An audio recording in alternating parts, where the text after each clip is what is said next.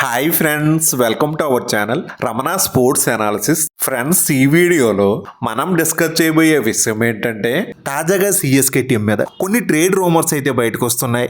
దాని గురించి ఈ వీడియోలో అయితే చూద్దాం. ఫ్రెండ్స్, మన ఛానల్లో ఐపీఎల్ పై వచ్చే చిన్న పెద్ద అప్డేట్ ఏది కూడా మిస్ అవ్వకుండా ఉండాలంటే ఇప్పుడే మన యూట్యూబ్ ఛానల్ అయితే సబ్స్క్రైబ్ చేసుకోండి, పక్కనే ఉన్న బెల్ ఐకాన్ అయితే క్లిక్ చేయండి. మరెందుకు లేట్ ఫ్రెండ్స్, ఈ వీడియోలోకి అయితే వెళ్ళిపోదాం. 4-5 డేస్ క్రితం టైమ్స్ ఆఫ్ ఇండియాలో వచ్చిన ఒక కథనం ప్రకారం కేఎల్ రాహుల్ని కేకేఆర్ టీం అయితే సంప్రదించడం అయితే జరిగింది. ఒక 25 కోట్ల క్యాష్ కెప్టెన్సీ ఆఫర్ని అయితే ఇచ్చింది. ఈ వార్త అయితే సంచలనంగా అయితే మారింది. దీని తరువాత ఆ next day digital corporation limited DNA అనే ఒక జాతీయ మీడియాలో కేఎల్ రాహుల్ విషయంలో కేకేఆర్ఏ కాకుండా సిఎస్కే టీం కూడా ఇంట్రెస్టెడ్గా ఉన్నట్లుగా అయితే ఒక ఆర్టికల్ని అయితే పబ్లిష్ చేశారు. ధోనికి ఒక పొటెన్షియల్ రీప్లేస్మెంట్గా సంజు శాంసన్ ఏ విధంగా అనుకున్నారో అలాగే కేఎల్ రాహుల్ విషయంలో కూడా సిఎస్కే టీం పాజిటివ్గా ఉన్నట్లుగా అయితే తెలుస్తుంది. లాస్ట్ 2 ఏళ్ల నుంచి కెప్టెన్ రుతురాజ్ గైక్వాడ్ పెర్ఫార్మెన్స్ అయితే అంతగా ఆశాజనకంగా అయితే లేదు. రుతురాజ్ని సిఎస్కే టీం కెప్టెన్గా తప్పించి ప్రెజర్ లేకుండా తన నేచురల్ గేమ్ను ఆడుకోనిచ్చి మరి ఆ స్థానంలో కేఎల్ రాహుల్తో భర్తీ చేయాలని చూస్తున్నారు. ఎంఎస్ ధోని లాగే కేఎల్ రాహుల్ కూడా వెరీ కూల్ కెప్టెన్. చపాక్ కండిషన్స్లో కేఎల్ రాహుల్ అయితే మంచిగా అయితే అడాప్ట్ అవ్వగలడు. ధోని ఒక్కసారి రిటైర్ అయ్యాక తనలాంటి అనుభవజ్ఞుడు ఎక్స్పీరియన్స్ బ్యాటర్ అయితే టీంకి మరొకరు కావాలి. దీనికి కేఎల్ రాహుల్ అన్ని విధాలుగా సెట్ అవుతాడు. ప్రస్తుతం డీసీ టీం కేఎల్ రాహుల్కి ఇస్తున్న అమౌంట్ కూడా తక్కువే. అందువల్ల సిఎస్కే టీం కేఎల్ రాహుల్ని టీంలోకి తీసుకుంటే ఆర్థికంగా కూడా భారంగా మారదు.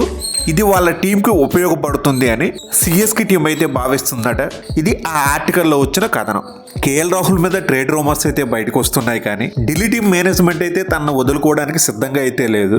కేఎల్ రాహుల్ విషయం కాస్త పక్కన పెడితే మరొక ప్లేయర్ విషయంలో మాత్రం సిఎస్కే టీం చాలా ఇంట్రెస్టెడ్గా ఉన్నట్లుగా ఎలా అయినా ఆ ప్లేయర్ని తమ టీంలోకి తీసుకొని వాళ్ళ టీంకున్న మేజర్ ప్రాబ్లమ్స్లో ఒక దాని నుంచి బయటపడాలని చూస్తున్నారు.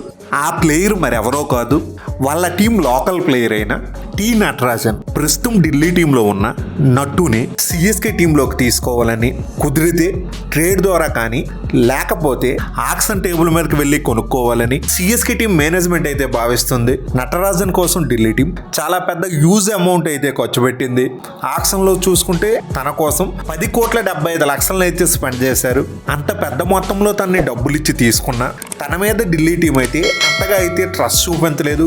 ఈ సీజన్లో తనని అండర్ యూటిలైజ్ చేయడం అయితే జరిగింది. ఐపీఎల్ 2025 సీజన్ జరుగుతున్న సమయంలో ఢిల్లీ ఆర్సీబీ మ్యాచ్ అనంతరం జరిగిన ప్రెస్ కాన్ఫరెన్స్లో ఢిల్లీ టీం మెంటర్ అయిన కెవిన్ పీటర్సన్ నటరాజన్ గురించి కొన్ని ఇంట్రెస్టింగ్ కామెంట్స్ అయితే చేశాడు. తమ టీం కాంబినేషన్లో చోటు లేకపోవడం వల్లే నటరాజన్ని ఆడించడం లేదని, తమ తుది జట్టులో 12 మంది ప్లేయర్స్ని మాత్రమే ఆడించగలమని, అందులో ఒకరు ఇంపాక్ట్ ప్లేయర్, ప్రస్తుత పరిస్థితుల్లో నటరాజన్కి టీంలో ఎక్కడ అవకాశం కల్పించలేమని, వేలంలో ఎంత డబ్బు ఖర్చు పెట్టామనేది అనవసరం, టీం కాంబినేషన్కి సరిపోకపోతే అవకాశాలు ఇవ్వలేం, ప్లేయింగ్ లెవెల్లోకి తీసుకోం. మరి ఈ వ్యాఖ్యలు బట్టి చూసుకుంటే నటరాజన్ విషయంలో అంత ఫెయిత్ కానీ ట్రస్ట్ తన మీద ఎక్కడ కూడా అంత నమ్మకం అయితే చూపించలేదు.